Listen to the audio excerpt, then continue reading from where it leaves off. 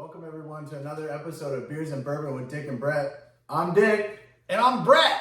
Oh shit, how you doing, Brett? I had to throw 2 hands up for that one. I got pretty excited. Hey! I'm doing all right. How you doing, man? I'm doing good, man. It's been raining here a lot. I'm excited to just bang this shit out, man. We haven't hung out in a while. My wife called the lake in my backyard, I forget what she called it. It was Lake something.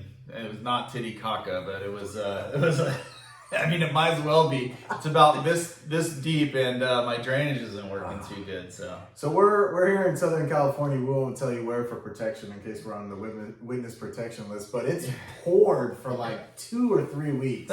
Windy, pouring rain.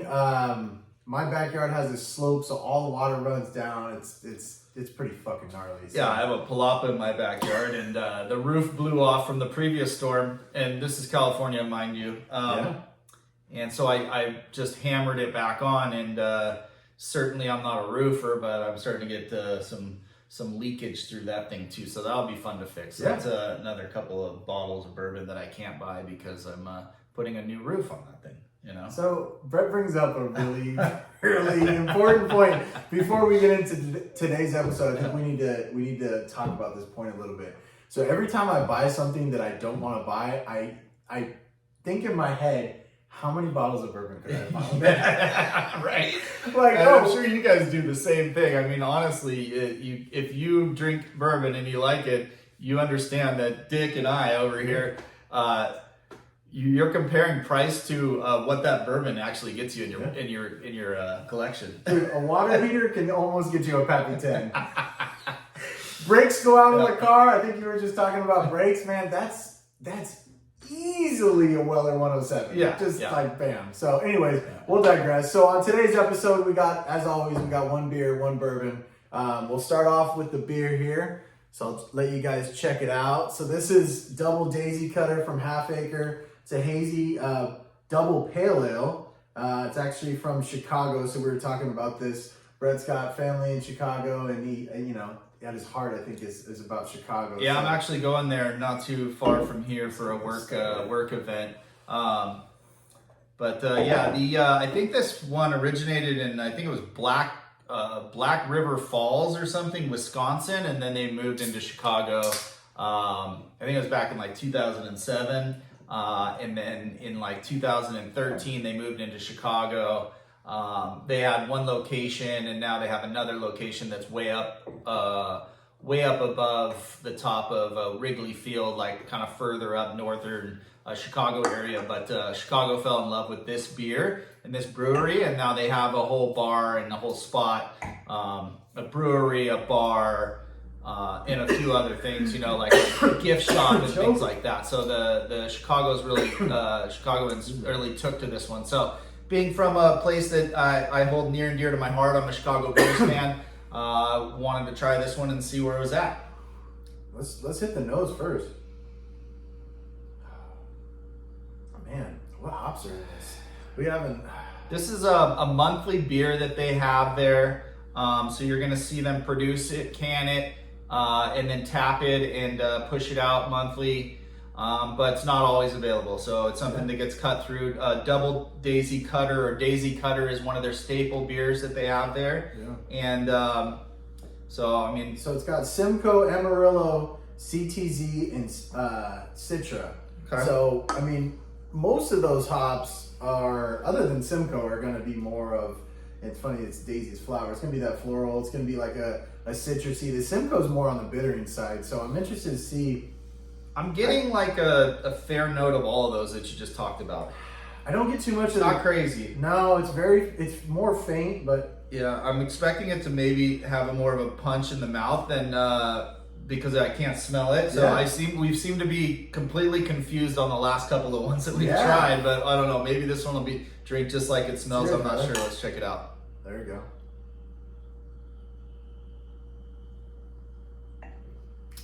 Okay. Kind of does drink like it smells. It does. There's on the back end. So front is mellow. I feel the citrus coming a little bit towards the back end, and I get a little hint of the bitterness. I get the Simcoe at the end. Yeah, I'm getting the bitterness in my tongue. Yeah. A little stronger than some of the other ones that we've tried lately. in the tongue area. It's getting me in that area that I talked about last week. Yeah, we talked about that last week. So this one actually is getting there. Yeah, it's really kind of pretty good. Agreed. Don't have anything. I think it just builds, which is nice, right? When you think about beers, we've tried a number of beers, and we'll continue. Right, every episode will have at least one beer. That's our commitment. But this one to me is almost like a little bit of a roller coaster. I feel like you're going up, and you're kind of going up to the top, and then all of a sudden you get to the top, and then you start going down. On the way down, I get that bitterness. Yeah, I'm getting that too. I'm not getting a lot of sediment out of the beer. Obviously, we haven't gotten, we split it up, so maybe, there's more in one than there is in the other, but I'm not getting a lot of sediment, and not like feeling like kind of a grainy texture or anything like that. It's pretty well filtered, I'd say, for being a hazy. I continue to get that lingering bitterness at the end. That's what I like, though. It's not, so a traditional like West Coast IPA, right? This is the difference of why I like both. I grew up with craft beer. It was Stone IPA was the first one I had. Very bitter forward.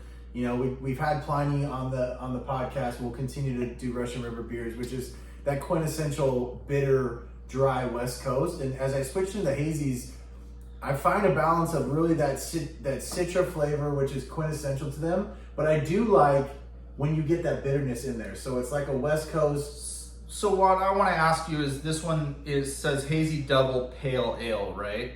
So is it still considered an IPA? No, because it's not India, right? Correct. So do you know what that kind of is? What's the? That's a long question. Yeah. So I mean, okay, so you have India Pale Ale, you have a Pale Ale. Yeah. Pale Ale is usually lower ABV. Usually it's 5% or lower. So it's more of like a sessionable beer. Still has bittering hops in there. Still has kind of the same flavor profile. The India Pale Ale is usually 6 to 7.5%, and it doesn't have double the hops until you get to double, but it has exponentially more of the bittering hop flavor, and it's a higher ABV. So that's really the difference between an India Pale Ale and a Pale Ale. A double Pale Ale. So this one's 8%. So that's why it's double. Yeah, it's a double. Yep. I'm still getting the bitterness and the hoppiness too. So it kind of drinks like an India a little bit, but doesn't have that dryness, I think. So I sometimes feel like breweries play different on it. So there's also an Imperial IPA. Okay. Well, what's the difference between an Imperial and a double IPA? Yeah. Some of it's just the wording.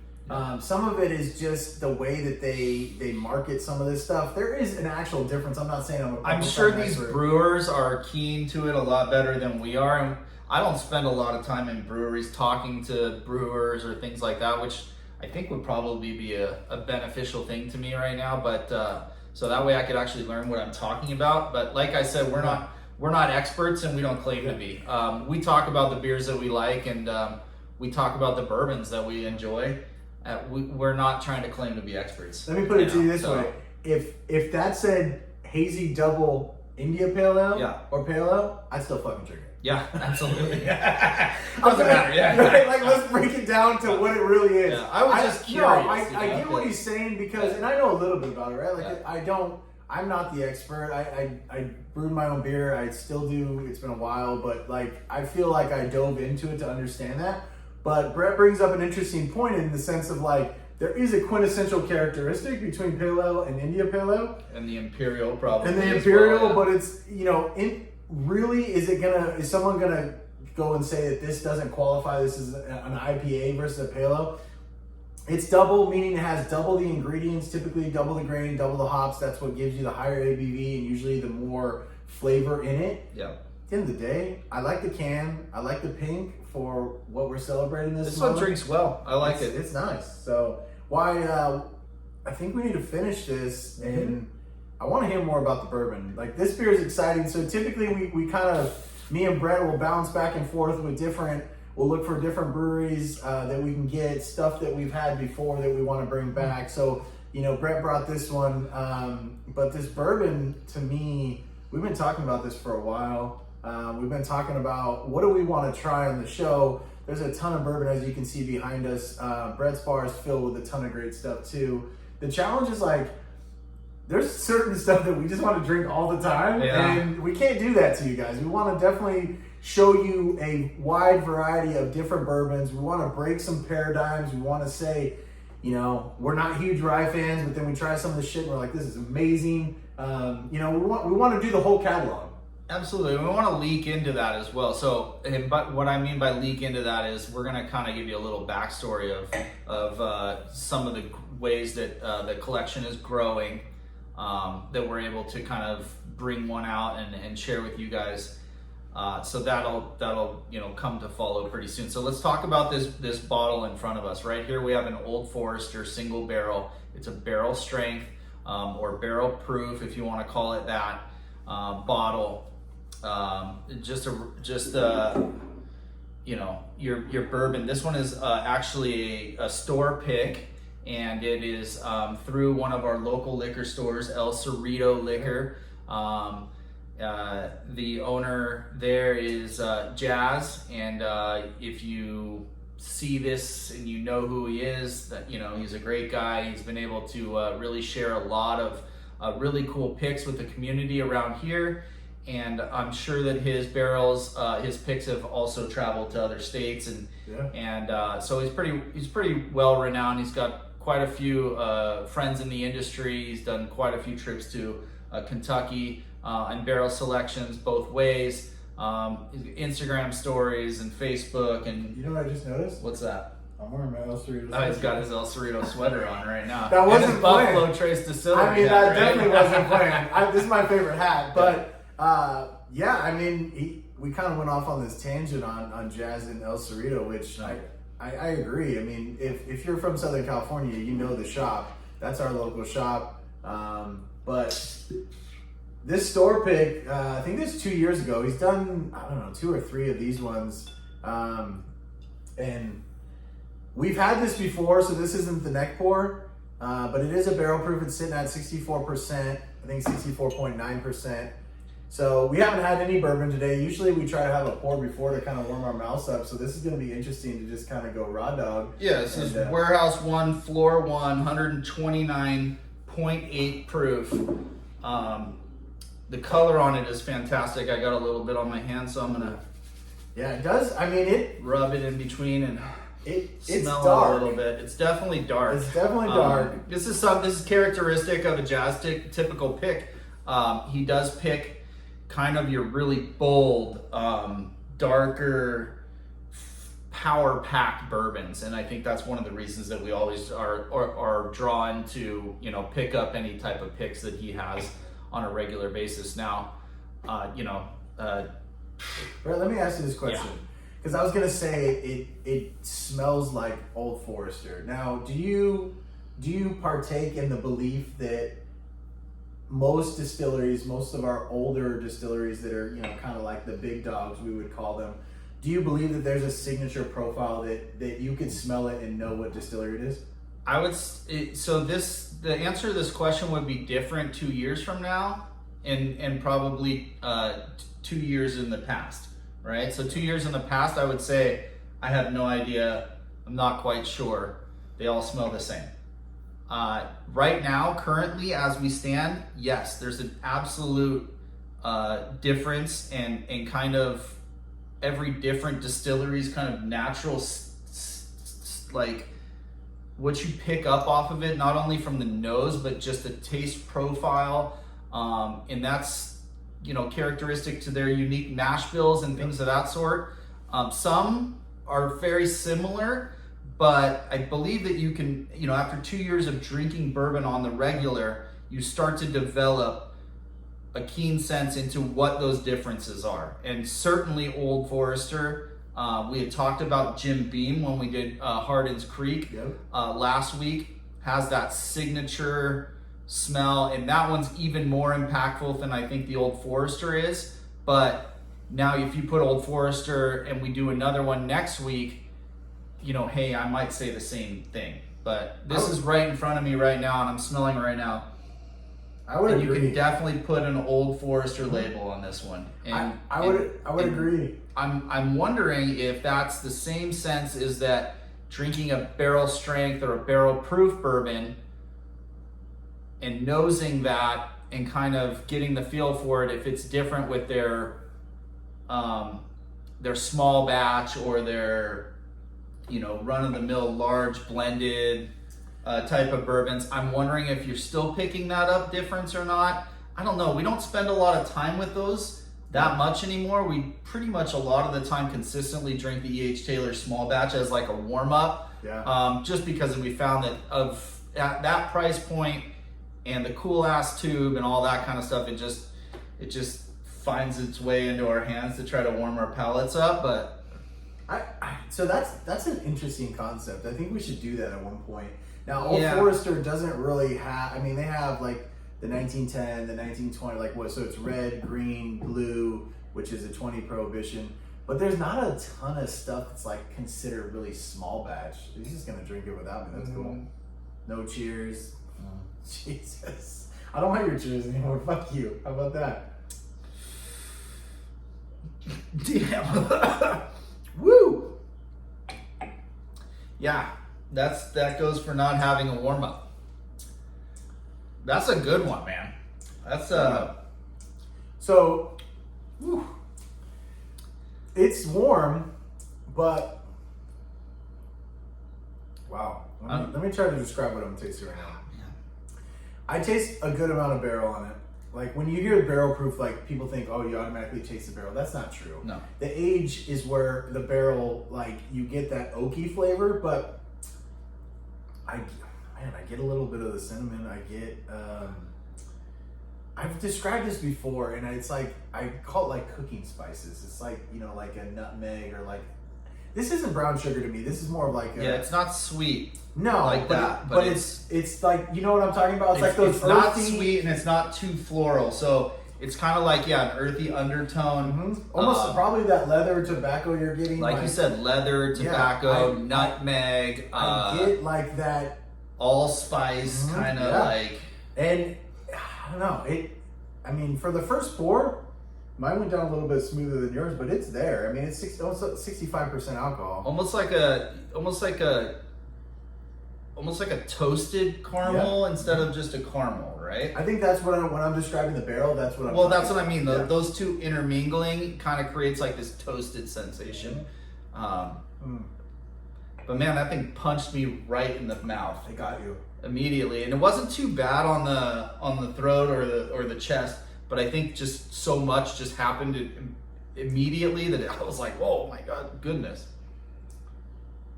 I taste it back in my teeth now. On the second pour. The way I think that happens is like if you think about the glass with the legs, that's what I think the pour is in my mouth. It's coating your entire mouth. It's going down your throat.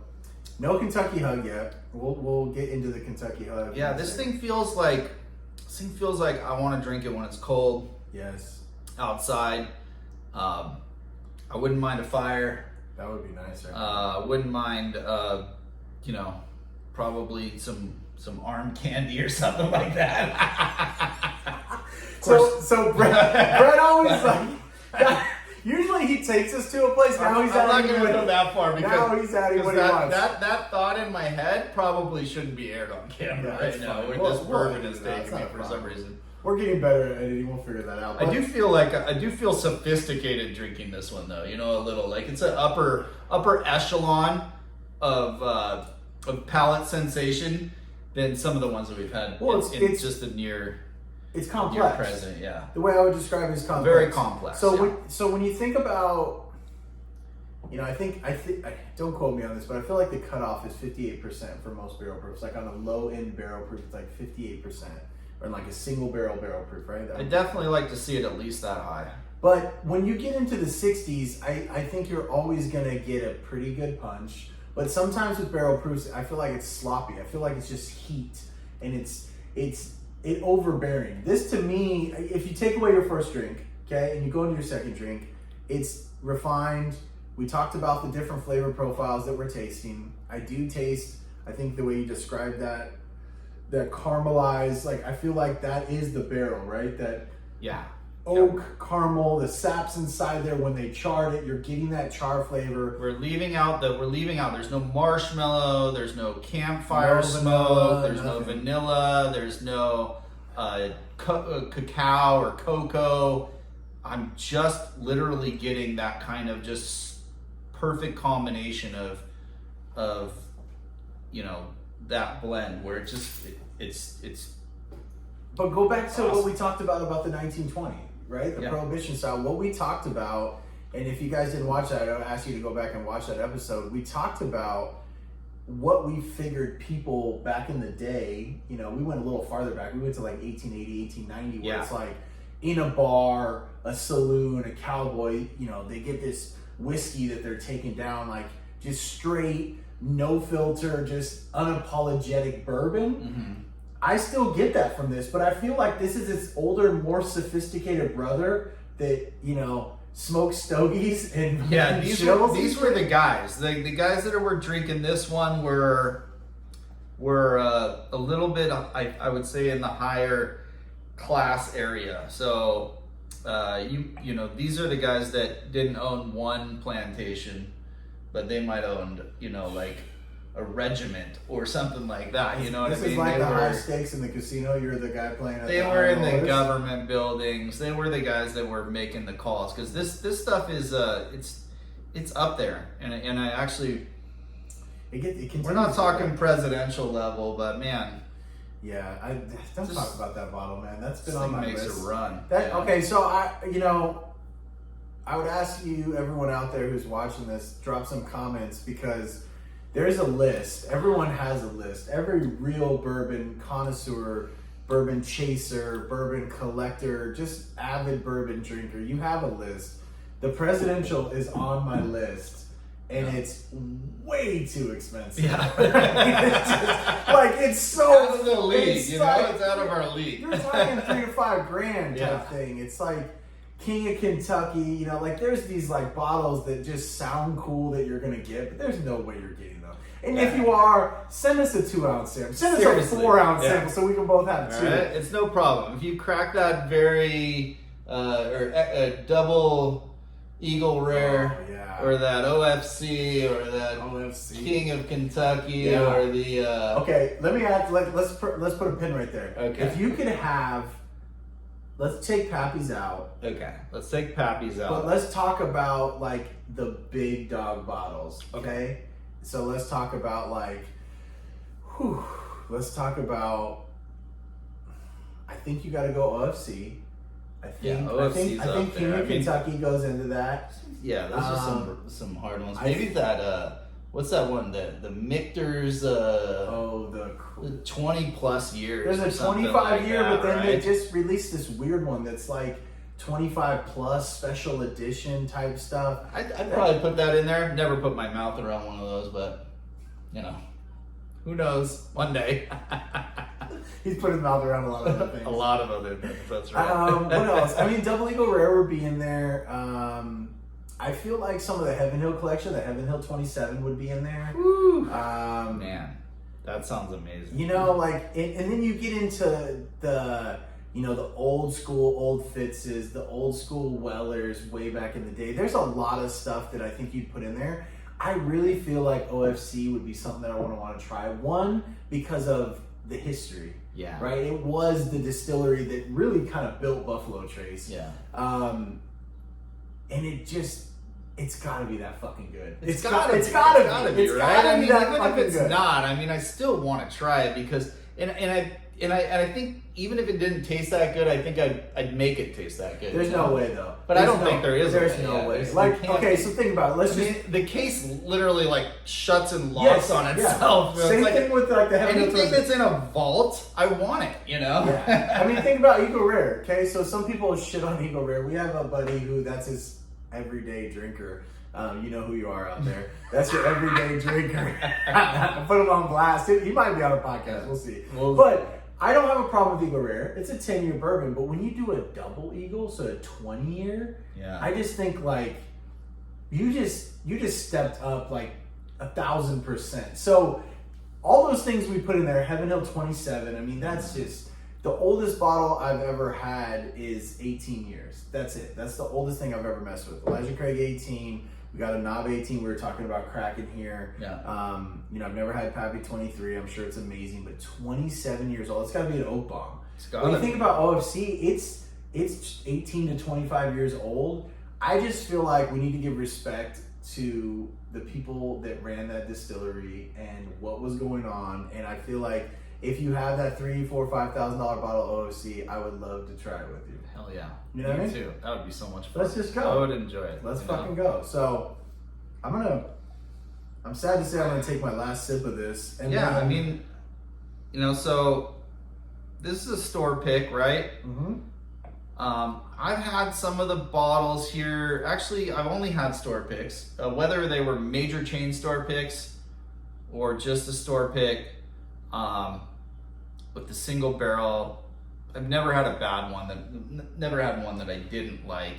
This one's got all kinds of fun complexity to it. I think it's just the chooser, like I said, we were talking about earlier, Jazz making these picks. I mean, just makes some amazing picks out there. Yeah. We're really happy about that. Not too happy about bundles. We wanted to put this one in here. Bundles are bullshit. Yeah. I mean, yeah. I don't want to like be mad at anybody because I understand that it's not it's not the store owner's fault. But in California, unlike some of the other states where you're in your liquor regulated, your ABCs, your controlled liquor, all that kind of stuff. You're in California. It's the wild open west out here. But yet you're still forced these days to buy these bundles, which are bull crap. I mean, at least if you're going to sell the bundle, make it worth your while. Put some other things in there that bourbon drinkers drink. We don't want Fireball. We don't want vodka. We don't want mixers. I mean, some people might be making, old fashions or something like that, but not your standard bourbon drinkers. Fucking old I know, right? I mean, Brett's God damn it, you made me mad now. This is straight bourbon. We drink straight bourbon. We drink it neat. We don't like water. We don't like ice. We just don't like it. It's not our thing. And there's probably a million people out there that feel the same way as we do. And then there's a million people out there that don't mind putting ice or water or creating a craft cocktail. But we're not giving you tasting notes on what this stuff tastes like after it's been watered down or it's been mixed up with oranges or it's been changed or whatever. We're giving you exactly what you're getting. If you want to change it after that, go right ahead. So I need to clarify a couple things. When you first start drinking bourbon, if you want to put a couple drops of water on it, or you're drinking some low grade like in Maker's Mark, which there's high grade Maker's Mark, but if you're drinking, last one was really good. It was fire. No, you're good. If you're like, I'm okay with that. If you're just getting into bourbon, you want to put an ice cube in it, you want to put some fancy, like, that's fine. You want to put a few drops when you're doing a barrel proof to open it up, let the bottle air out. Yeah. I'm good with that. The point that Brett made was E.H. Taylor 2 years ago was $49.99 on the shelf, small batch. Now it's $109 with Wheatley vodka and Fireball. Yeah. Do I look like I drink fucking Fireball? Do you see any Fireball up on my shelf? No. I don't drink fucking Fireball, okay? Yeah. And I don't Fireball drink vodka. gives you headaches, yeah. Okay? My wife drinks vodka, but she doesn't drink it straight. She drinks it in Moscow Mule, so I don't need 700 bottles of fucking fucking Hartman Wheatley. You know what I need? I need 700 bottles of fucking E.H. Taylor small batch. Look, I'll tell you what, if you're going to put a bottle of vodka with your bundle, make it Tito's or something that all the girls want to drink. No, don't even do that. Just give us the bourbon at the price that we want. Yeah, bourbon price that we want to pay for the bourbon. Look, I'm going to come in the shop once a week. Yeah. You got E.H. Taylor small batch, I'm going to grab some beer. I might grab a bottle of vodka for my wife. That's fine. You're going to get a couple $100 out of me guaranteed a week. Yeah. Why do you have to sell me shit? I don't need your shit. There's a reason that the manufacturer suggests the retail price, right? MSRP? Yeah, MSRP. That's because that's what we should be paying for this stuff. I wish this was live streaming so we could see where everyone's at. Because in Southern let me see like all these hearts and likes and like, thanks woo! Fighting the good bursting bourbon things fires in like the this. area. Two hands up, hey! Yeah.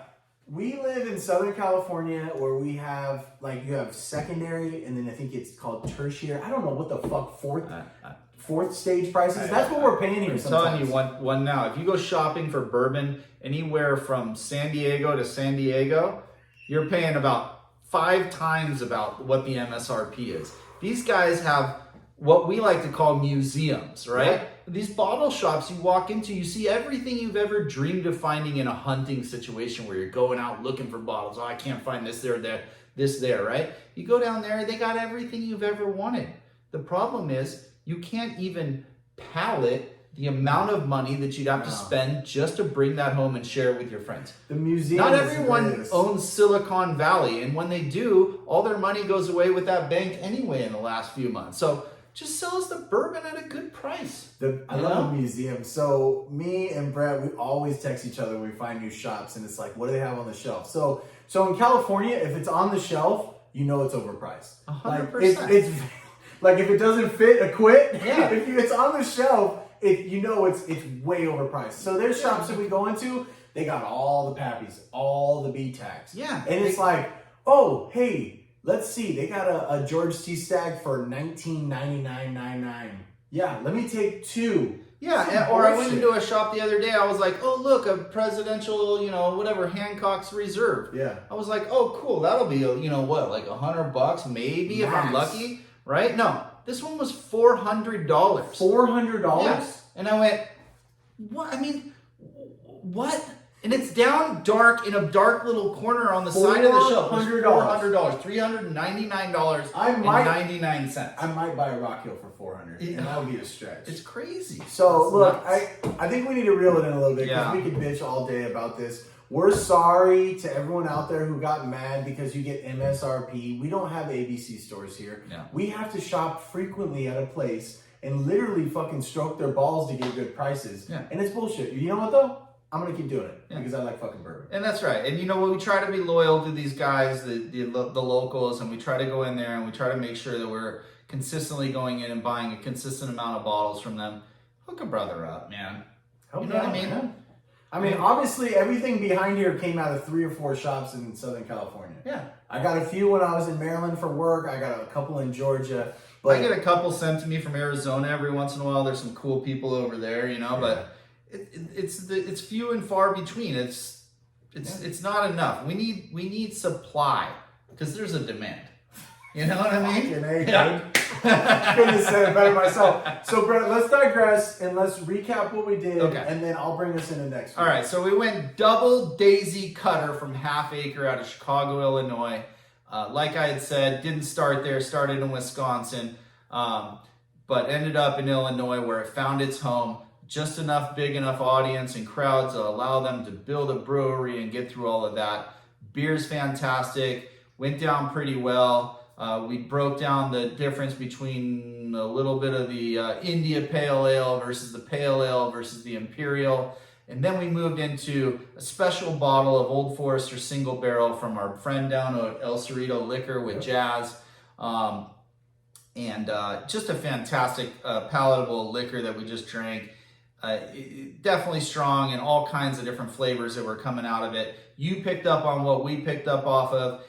If you guys want to get your hands on some of this, the best way to get involved in our community is to like, share, promote, send out, your comments to us, get involved with what we're doing, what we're going to have out there on our social media platforms, including Twitter, Spotify, YouTube, possibly TikTok in the future, and all the other social media platforms. We'll start putting up a kind of where you can find these things in our comment section and things of that sort. But start the community with us and continue to follow us. And we're promising that there will be times where we can all kind of enjoy some of these bottles together. That's our main goal, is to really just build a strong circle around the people in our community and build a strong community where we just all consistently hang out or we share each other's experiences with bourbon and beer. So that's what we're looking for. I'm going to lead us into next week. Next week when we get started here, we'll probably put out something, within the few, if this one comes out, or maybe there's a few more that are released early, there'll be some more that follow behind that. So don't think that there's not going to be more content. We're 100% dedicated to this community. We're going to continue to pump out content, and that's where we stand. So we're going to talk a little bit about another show that we're going to probably put on here. Whether we film it, Monday next week or Friday next week, that's kind of up to the way that our lives go. We're thinking about moving right into that knob. We're gonna go knob 15. Knob Creek 15. So we're doing a little build up. So we've drinking the knob 9, the knob 9 120, the knob 12. We're about to break open that knob 15 and start to do a review of that. So if you haven't been able to get your hands on some of that higher end or more aged Knob Creek, that's our intention, to kind of show you what it looks like. Whether you want to spend the extra money to go out there and get a little bit more of an aged bottle from Knob. Knob is a fantastic brand, and we're excited about it. So we want to look into that, give you that. Now in regards to the beer, I think we're probably going to pair that with the beer that we talked about probably bringing out tonight that we didn't. Row 2? Yeah. Yeah, so Brett over here did a great job of building us up. What he didn't share is it's the road to 18. So the road to knob 18 is where we're going. Like I said, 9, 12, actually 2 9s, the 12, 15, then we're going to go 18. That'll be in a future one. But Row 2 Hill 56, Russian River beer. What I will tell you about it, we'll talk more in detail. But Row 2, so that was the second row, and then Hill 56 is the hill where those hops were grown. Yeah, and go ahead. I was going to say it's really a relevant beer right now. Yeah, there was a sequence of events that we'll talk about in the episode that we do on the next one that we're kind of presenting to you guys right now, but that one will come out and we'll talk a little bit about why this beer is so relevant right now. Yeah, it's 100% Simcoe hops, so you can figure out where we're going to go with that. But single hop, it's actually a pale ale, but 100% Simcoe. It's the second hill, second hill in the 56 row in this specific hop farm. Pretty sad things we'll talk about, but we'll get into it next time. But that's next week. So hopefully you join us. We're here in California. We've been waiting for the sunshine. So hopefully it's there. And we appreciate all the comments and all the love you guys are giving us. So we'll see you next week. We'll see you next week. All right. Thanks for hanging out. Stay tuned.